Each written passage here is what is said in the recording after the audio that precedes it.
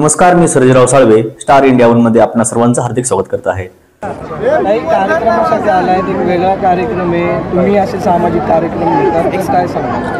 मला खूप आनंद होतो जेव्हा लोक आणि ते पण कार्यकर्ते ग्रुप जुळतात यासाठी की लोकांची त्याच्यात काही बेनिफिट व्हावा। जसं आता किरणजींनी तुम्ही पाहिलं, पियुषाजींनी एक हा कार्यक्रम घेतला ज्यात शाळकरी मुलांसाठी त्यांनी खूप साऱ्या गोष्टी त्यांचा वाटप केला।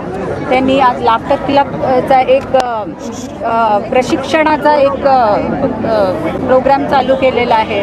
त्यांनी कौशल्य विकासासाठी एक पाऊल पुढे घेतलं आहे। तर मला खूप चांगलं वाटतं की जेव्हा आपले जसं आता हे कॉर्पोरेशनमध्ये होते, परत इलेक्शन्स आहेत, पण तरी ते तत्पर आहेत आणि आपल्या जनतेची सेवा करत आहेत। आपले नेते असे पाहिजे। राज्यात जातीय तेढ निर्माणचं वातावरण जे आहे ते पाहायला मिळते। जेव्हा भाजप सरकार येते तेव्हा राज्यात जातीय तेढ निर्माण होतो असं लोकांचं म्हणणं आहे। तर आता त्यासाठी प्रयत्न काय केले जाणार आणि कसं बघता तुम्ही याकडे? मला वाटतं देवेंद्रजी, भाजपा, मोदीजी सुद्धा हे प्रगतीचं राजकारण करतात। जातीय राजकारण आपण आणतो, आपण सगळे मिळून त्याला फॉलो करतो तर ते वाढतं। तर आपण जातीय राजकारण नाही करावं, मेरिट बेस्ड करावं, डेव्हलपमेंट बेस्ड करावं आणि ते आपल्या हातात आहे, मीडियाच्या हातात आहे, लोकांच्या हातात आहे। 2025 सुरू झाले, पहिलाच कार्यक्रम तुमचा पुण्यातला हा दिसतोय। पुणेकरांना काय सांगणार तुम्ही? दुखाना पण म्हटलं, काय नवीन 25 मध्ये गाणं आहे का कुठलं? 25 मध्ये आता फेब्रुवारी 2nd वीकमध्ये एक बंजारा कम्युनिटीसाठी मी जस्ट गाणं आता शूट करूनच इथे आली आहे। ते मी ते रिलीज करणार आहे, टी सिरीज, आणि खूपच सुंदर असं ते त्यांच्या कल्चरच्या बाबतीत, संस्कृतीच्या बाबतीत असं ते गाणं आहे। आणि असंच काही मी करत राहणार ज्यात आपली संस्कृती पुढे येईल किंवा NGOच्या द्वारे लोकांची जिथे जिथे मी पण मदत करू शकेन, त्यात मला आनंद आहे। पण एक कडवं म्हणा ना, ते कुठलं गाणं नाही तर तिथे रिलीज नाही।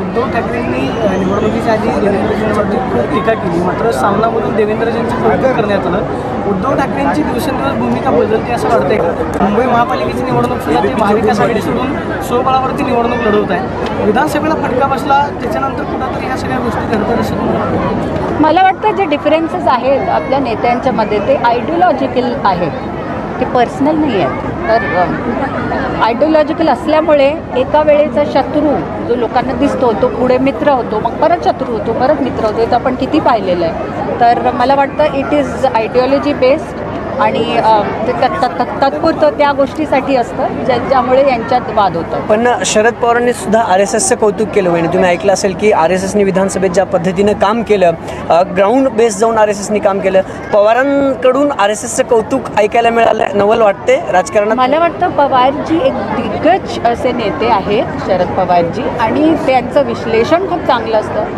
त्यांनी करेक्ट विश्लेषण केलं, याचा मला आनंद आहे। पण महाविकास आघाडी एकत्रित राहिलं वाटते, कारण उद्धव ठाकरे फडणवीसांचं कौतुक करतायत, पवार RSSचं कौतुक करतायत, महापालिकेत ठाकरे अलीकडे भेटायला लागले। काल शरद पवारांनी असंही म्हणलं होतं की जे बीड प्रकरणी ते शांत करण्याची जबाबदारी एकट्या देवेंद्रजींची नाही, मुख्यमंत्र्यांची नाही तर सर्वांची आहे, पूर्ण महाराष्ट्राची।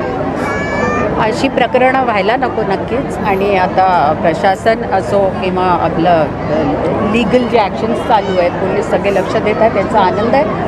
आणि इतक्या चांगल्या प्रकारे महाविकास आघाडी पण साथ देते, याचा आनंद आहे। महाविकास आघाडी तुटेल असं संजय राऊत वारंवार म्हणतात, तर काय वाटतं तुटली तर? एकला चलो रे, एकला चलोची भूमिका सगळ्यांनी घेतली, चांगलं आहे। त्यांनी आपल्या पॉलिसीज, आपल्या प्लॅन ऑफ ॲक्शन्स बनवावे, त्यांच्यासाठी जे चांगलं त्यांनी करावं। ठीक, तर तुम्ही म्हटले की पुढील काळात निवडणूक आहेत, कधी होतील काय वाटतं?